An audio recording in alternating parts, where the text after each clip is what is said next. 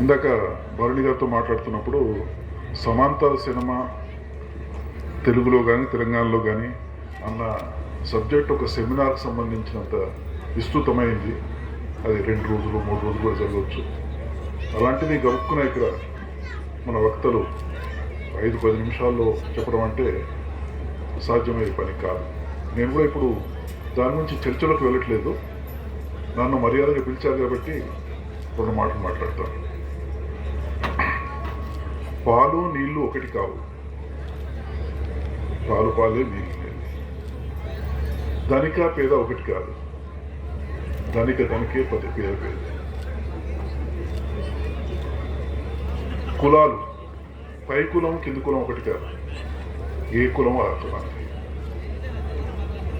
మతాలు అన్ని భిన్నమైన మతాలే, ఏ మతం ఇంకో మతాన్ని పోలి ఉండదు.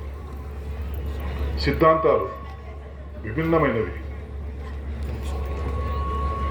కాబట్టి ఏకత్వం అన్నది ఇప్పుడు ఇంతమంది ఉన్నాం, ఇక్కడ దాదాపు ఒక 100 మందో 50 మందో ఉన్నాం. 50 ప్రపంచాలు ఇవి, 50 భిన్నమైన ప్రపంచాలు, 100 భిన్నమైన ప్రపంచాలు. ఒక ఇంట్లో 10 మంది ఉంటే 10 భిన్నమైన ప్రపంచాలు. సో ఏకీకరణ అంటే బలవంతంగా చేయలేము, వృద్ధి. కళ అన్నది అది ప్యూర్ కళన అంటే ఒక స్వచ్ఛమైన కళన, లేకపోతే it's a contaminated kind of మనం మిక్స్చర్ లాగా తయారు చేసిందా అని రకరకాలుగా ఇప్పుడు దాంట్లో రకరకాల సిద్ధాంతాలు ఉన్నాయి. కళని వాణిజ్యాన్ని, కళని ఎంటర్టైన్మెంట్ని,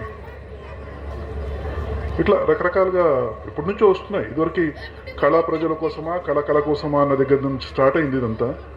సో ఏదైనప్పటికీ దాంట్లో మనం ఇంత ఇబ్బంది పడక్కర్లేదు. మనం పాలు చూస్తే పాలని చెప్పొచ్చు, నీళ్లు చూస్తే నీళ్ళు అని చెప్పొచ్చు, రక్తాన్ని చూస్తే రక్తం అని చెప్పొచ్చు. దానికి వేరే నిర్వచనం అక్కర్లేదు. పాలని ఈ రెండింటిని మూడింటిని మిక్స్ చేయలేము. మనం 3 భిన్నమైనవి. ఒక చిందు ఎల్లమ్మ, ఒక బ్రాహ్మడు 2 ఒకటి అవుతుందా? సతీష్ చంద్ర గారు అన్నారు. అంటే ఆయన కులాన్ని వర్గాన్ని చాలా సీరియస్ సబ్జెక్ట్స్ని హాస్యంతో విడుదల చేసి చెప్తారు. అది చాలా ఉన్నత స్థాయిలో. ఆయన రాసిన పంచమ వేదం అనే పుస్తకాన్ని నేను దాదాపు 15-20 రోజులు రోజు రాత్రి 10:30-11 గంటల తర్వాత చదివేవాడిని. వేదంలాగానే చదివాను. సో కాబట్టి టాలెంట్ అన్ని చోట్ల ఉంది.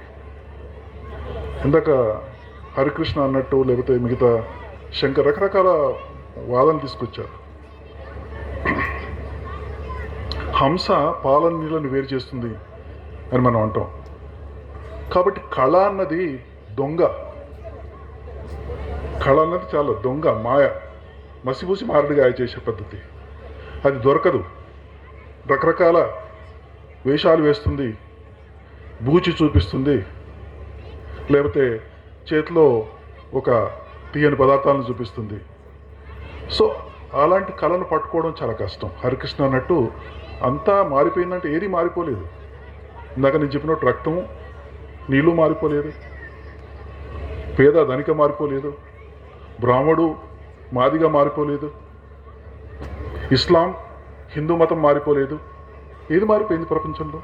ఏది మారిపోతుంది? ఎప్పుడు మారిపోతుందంటే సర్వజనీయత అందరిలో వచ్చినప్పుడు. ఎప్పుడు రాదు. అంటే మనం వి యాస్పైర్ ఫర్ దట్. సర్వజనీయత రావాలని మనం కోరుకుంటాం తప్పించి ఈ బుర్రలు పనిచేసే పద్ధతి డిఫరెంట్గా ఉంటుంది. కాబట్టి కిషన్ చంద్ర అన్నట్టే నేను భూస్వామి కడపలోంచి ప్రపంచాన్ని చూశాను, పేదవాడి గుడిసెలోంచి కూడా చూశాను. ఈ రెండు మధ్య వారధి నిర్మించలేదు నేను. పేదవాడి పక్కనే నిలబడి నిశ్చలు తీశాను. అప్పుడు భూస్వామ్య కుటుంబంలో ఉన్న దాష్టికము దౌర్జన్యాన్ని కళ్ళు కొట్టినట్టు చూపించడానికి ప్రయత్నం చేశాను. కాబట్టి అక్కడి నుంచి వచ్చి ఆ వర్గం నుంచి వచ్చి ఈ వర్గానికి వర్గ సంకరం చేయలేదు. కళల్లో కూడా కళను నమ్మినప్పుడు మ్యూజిక్ ఉంది, డాన్స్ ఉంది, థియేటర్ ఉంది, పెయింటింగ్ ఉంది, స్కల్ప్చర్ ఉంది. దీంట్లో వర్గ సంకరం చేయగలరా మీరు? ఒక పెయింటింగ్ చాలా రియలిస్టిక్ చేసిన పెయింటింగ్ని ఒక లక్ష్మాగౌడ్ పెయింటింగ్తో మనం సరిపోర్చగలమా? మనిషిని ఫోటోగ్రాఫికల్ని చాలా బాగా చూపించే పెయింటింగ్ ఉండొచ్చు, అది ఒక 5% కాదు 2% కూడా నిలబడద్దు అందరు. కాబట్టి ఈ కళలో అన్నీ విభిన్నమైనవి, డిఫరెంట్ కంపార్ట్మెంట్స్లో ఉన్నవి. హరికృష్ణ అన్నట్టు అంతా మారిపోలేదు, ఏది మారిపోలేదు, ఏది మారదు. అయితే ఏంటంటే ఇప్పుడు ఓటీటీ పరంగా ఏంటంటే సాంగ్ అండ్ డాన్స్ లేకుండా సినిమాలు తీసే పరిస్థితి వచ్చింది. సినిమాలు ఎవరు తీస్తారు, ఎట్లా తీస్తారని అనేది మళ్ళీ బిగ్ క్వశ్చన్ మార్క్. తెలంగాణ వచ్చింది 14లో, ఒక మంచి సినిమా వచ్చిందా, ఒక మంచి డాక్యుమెంటరీ వచ్చిందా అంటే నా ఉద్దేశంలో మంచి డాక్యుమెంటరీస్ వచ్చాయి. చాలామంది రకరకాల కాన్సెప్ట్స్ చెప్తుంటారు, ఉపన్యాసాలు ఇస్తుంటారు. ఉపన్యాసాలు కళను సృష్టించదు, సంస్థలు కళలను సృష్టించవు. మానవ మస్తిష్కంలో కళ పడుతుంది, సమాజం మనిషి మస్తిష్కాన్ని ప్రభావితం చేస్తుంది. మంచి ఉద్దేశాలతో మంచి డబ్బు ఖర్చు పెట్టి మన ప్రాంతాన్ని అభివృద్ధి చేయాలంటే అట్లా అయ్యే పని కాదు. ఇది కల్టివేటింగ్ కాదు, ఇట్స్ నాట్ అగ్రికల్చర్. బుర్రల్ని మనం కల్టివేట్ చేయలేము. ఒక్క సినిమా చెప్పండి, మంచి ధోరణి రావచ్చు, టాలెంట్ ఉండొచ్చు. ఒక్క ఫీచర్ ఫిలిం చెప్పండి తెలంగాణలో ప్యారలల్ సినిమాగా వస్తుంది అని రేపొద్దున చెప్తున్నారు. ప్రతి సంవత్సరం అదే చెప్తున్నారు. 4 సంవత్సరాల నుంచి సమాంతర సినిమా గురించి చర్చ జరుగుతుంది. ప్రతి సంవత్సరం వచ్చేస్తుంది బూచి అంటే ఇంకా తేల్చేసుకుంటున్నాం. ఏంటిదని ఎక్కడి నుంచి వస్తుంది? గుండెల్లోంచి చొచ్చుక రావాలి. మన శరీరానికి మన మనసుకి ఎన్ని కష్టాలు వచ్చినా భరించే శక్తి ఉండాలి. అప్పుడే మనం ఒక విషయాన్ని మనం తీసుకెళ్తాం ప్రజల్లోకి. డాక్యుమెంటరీస్ నాకు తెలిసినంతవరకు సైన్మా అనే డాక్యుమెంటరీ, తరుణ్ ఇంకొక ఫిలిం కూడా చిన్న ఫిలిం చేశాడు ఆయన, కాన్ఫిడెన్స్. అట్నే క్రానికల్స్ ఆఫ్ టెంపుల్ పెయింటర్ అనే శ్రవణ్ సినిమా, అతను ఇంకొక ఫిలిం కూడా చేశాడు. తర్వాత గంగారెడ్డి అనే అతను రైతుల ఆత్మహత్యల మీద 1.5 2 minutes ఫిలిం చేశాడు. ఒక విక్టిమ్ ఇంటికి వెళ్ళి ఆ స్త్రీని ఒక పోలీస్ ఇన్స్పెక్టర్ మన ఇంటర్వ్యూ చేస్తుంటాడు, క్వశ్చన్ చేస్తుంటాడు, ఇంటరాగేట్ చేస్తుంటాడు. అది 2.5 minutes వాళ్ళ మధ్యన చర్చని అద్భుతంగా చేశాడు. మిగతా సినిమాలో నేను అన్నీ చూడలేకపోవచ్చు. ఇప్పుడు హరికృష్ణ చెప్పిన సెంటర్ రవీంద్ర భారతి అయింది అంటే ఏం చేసింది రవీంద్ర భారతి? ఎవరిని ప్రొడ్యూస్ చేసింది? అంటే రేపటికి ప్రామిస్ చేస్తుంది తప్పించి ఒక్క సినిమా చూపించగలరా మీరు నాకు? అక్కడి నుంచి వచ్చిన సినిమా ఒక్క సినిమా ఇది అని హరికృష్ణ ఇప్పుడు చెప్పనండి ఇక్కడ మైక్లో. మంచి సినిమాలు వస్తున్నాయి, మంచి టాలెంట్ ఉంది, ప్రామిస్ ఉంది. మన తెలంగాణలో కూడా ఫిల్మ్ మేకర్స్ ఉన్నారని చెప్పుకోవడానికి మనం గర్వపడుతున్నాం. No doubt about it. రేపటి పట్ల నాకు కూడా ఆశ ఉంది. కానీ వై డోంట్ ఇప్పుడు ఒక డాన్స్ ఉంది, డాన్స్లో క్లాసికల్ ఫామ్, ఫోక్ ఫామ్ అని ఉన్నాయి. వీటి మధ్యన ఫ్యూజన్ ఒకటి ఉంటుంది. వీటిని కలపలేము మనం. సినిమాలు ఎట్లా మిక్స్ చేస్తాం మరి? మ్యూజిక్ ఉంది, క్లాసికల్ ఉంది, తర్వాత ఫోక్ ఉంది, మొత్తం లలిత సంగీతం ఉంది. మిగతా వచ్చిన పాప్ గీప్ అన్నీ పేరే ఉన్నాయి. ఏ ఫార్మేట్కి ఆ ఫార్మేటే ఉంటుంది, మిక్స్ కావు. బదురు బండార్కర్ ఆర్ట్ ఫిల్మ్ మేకర్ కాదు, తలకాయ కిందికి పెట్టి తపస్సు చేసినా కాడు. ఎందుకంటే వాడి పర్సెప్షన్ కాదు అది. ఆర్ట్ అన్నది అబ్సల్యూట్ థింగ్ కాదు, అది నరనరాల్లో జీర్ణించుకుపోయి రావాలి వాడికి, ఆర్టిస్ట్కి. ఆర్ట్ ఎట్ తెలంగాణ పుస్తకంలో 150 మంది ఆర్టిస్టుల ప్రొఫైల్స్ నేను ఎడిట్ చేశాను. ఆంధ్ర నుంచి తీసుకుందామంటే 5 ఆర్టిస్టులు దొరికారు నాకు, 4 దొరికారు, 5వ అతని నుంచి వెతుకుతున్నాను. తెలంగాణ సాహిత్యకారులు లేరు, అంతా ఆంధ్ర ప్రాంతమే రాజ్యం చేస్తుందని ఒక ఆత్మన్యూనత గురి చేసినప్పుడు తెలంగాణని నిజంగా లేరే అనుకున్నాం. ఇప్పుడు ఈ తెలంగాణ ఉద్యమం ఒక 20 సంవత్సరాల నుంచి నేను దాదాపు 150 మంది మన పోయిట్స్ని నేను ఎడిట్ చేశాను సంకలనం. కాబట్టి అట్లా ఉవ్వెత్తుగా వస్తుంది, నో డౌట్ అబౌట్ ఇట్. దాంట్లో క్వాలిటీ ఏంటి అనేది చాలా మనకు ముఖ్యం. సినిమాల్లో కానీ సంగీతంలో కానీ. సరే, తెలంగాణ హరికృష్ణ ఇంత మాట్లాడుతున్నాడు కదా, తెలంగాణలో నాట్య రూపకాలు ఏంటో చెప్పమానండి. ఏంటో చెప్పానండి. It's a challenge from me. I was there in the theatre for 15 years. పేరిని మన నటరాజ రామకృష్ణ గారు తీసుకెళ్తారు 150 మందిని. ఒకడు చేయి కదుపుతాడు, కాలు కదుపుతాడు. 50 మంది ఇటుపోతే అది డాన్స్ అవుతుందా? పర్ఫెక్ట్గా చేసి ఒక ఐటెం చూపించండి మీరు. సరే, మీరు ఏం డిపెండ్ అవుతారు మళ్ళీ? చిందు ఎల్లమ్మ అంటే చిందు భాగవతం, అది మేము పుట్టినప్పటి నుంచి చూస్తున్నాం. మీరు చెప్పేది ఏంటి? దాన్ని మీరు అభివృద్ధి చేస్తారా? దాన్ని ప్రచారానికి వాడుకుంటున్నాం. అట్లా వాడుకోకూడదని నేను గత 20-30 సంవత్సరాల నుంచి చెప్తున్నాను. జానపద కళారూపాలు చాలా స్వచ్ఛమైనవి, ప్రజల నుంచి వచ్చినవి. వాళ్ళు కులాల దగ్గర అడుక్కోవచ్చు, కానీ భిక్షగాలు కాదు. సమాజం భిక్షగాలను చేసింది, వాళ్ళు భిక్షగాలు కాదు, నిజమైన కళాకారులు. నాలాంటి వాడు కళాకారుడు అంటే ఆ భిక్ష అంతగా జానపద కళలు గ్రామాల్లో చూసి వాళ్ళ భిక్ష. సచైతన్యది కాదు. నా సినిమాలు సచైతన్య సినిమాలకు టోటల్ భిన్నంగా ఉంటాయి. బట్ అతను ఒక ఉత్తేజం, అతను ఒక ట్రెండ్ స్థాపించిన ఒక వ్యవస్థాపకుడు. కాబట్టి అన్నీ కలిసిపోయాయి, ఏదో అయిపోయింది, రైలు ఇంజన్ ట్రాక్ ఎక్కింది, ట్రాక్ ఎక్కలేదు.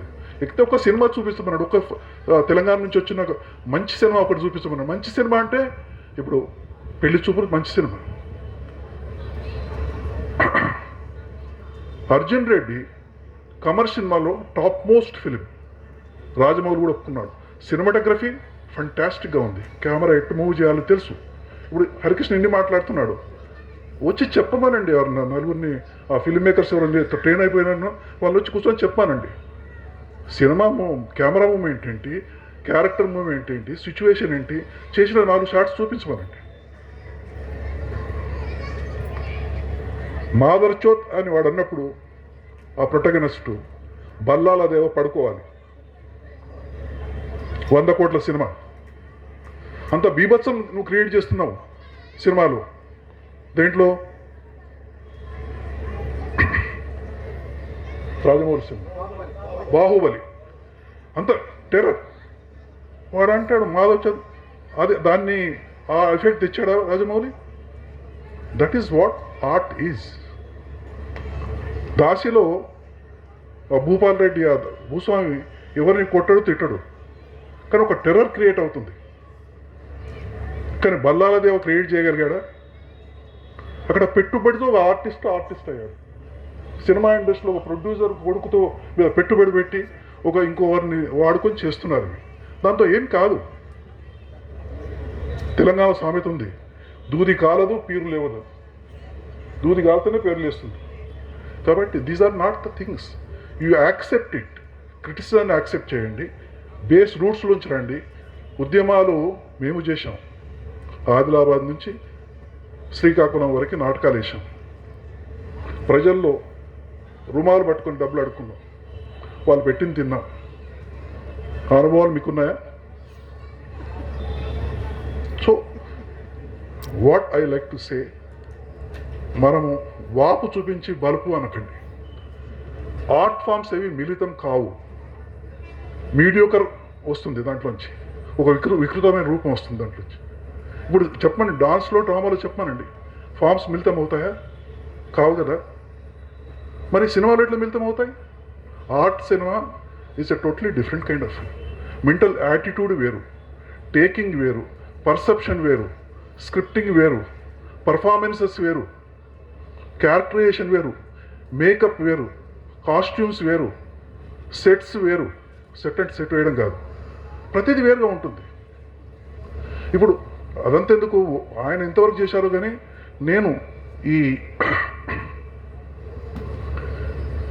ఈ కరోనా పీరియడ్లో నా గ్రూప్లో 100 సంవత్సరాల Hindi cinema as a art film maker, commercial సినిమాని దాదాసాహెబ్ ఫాల్కే దగ్గర నుంచి ఇప్పటి 2019లో మధుర్ భాండర్కర్ వరకు 13,500 సినిమాలు అసెస్ చేశారు వీళ్ళెవరు, మన వికీపీడియా వాళ్ళు.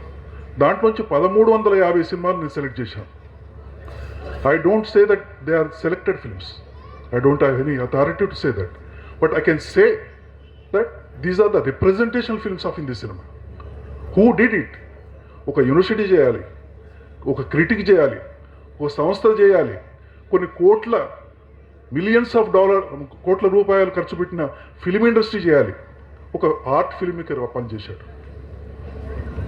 సో కాబట్టి దాంట్లో మొత్తం ఆ గ్యామెట్ ఆఫ్ ఫిల్మ్స్ అన్ని నేను చూస్తున్నాను. ఇప్పుడు 2000 హరికృష్ణ చెప్పిన దాంట్లో వాస్తవం ఎక్కడ ఉందంటే 2015-16 నుంచి 20th వరకు తేడా కనిపిస్తుంది హిందీ సినిమాలో. రియలిస్టిక్ పందాలు వెళ్తుంది సినిమా, పాటలు డాన్స్ లేకుండా. అంటే రియలిస్టిక్ పందాలు వెళ్తే ఆర్ట్ సినిమా కాదు అది. Art cinema is a total different genre altogether. ఒక బుడబుడకలు వాయించుకున్న వాడిని ఒక బ్రాహ్మడు చెప్పే శ్లోకాన్ని కలుపుతామా? ఎట్లా కలుపుతాం మనం? అది it's impossible. So we should learn about the things. We should listen to the people who has got experience. ఇప్పుడు ఆయన తిలక్ గారు అంటారు, గులకరాళ్ళ డబ్బా మోగించి గొప్ప సంగీతం అని బజాయించకు. అంతా మారిపోయింది హరికృష్ణ చెప్తాను. ఏం మారిపోయిందో చెప్పానండి. ఏం మారిపోయింది చెప్పాను? No no no, I don't accept it.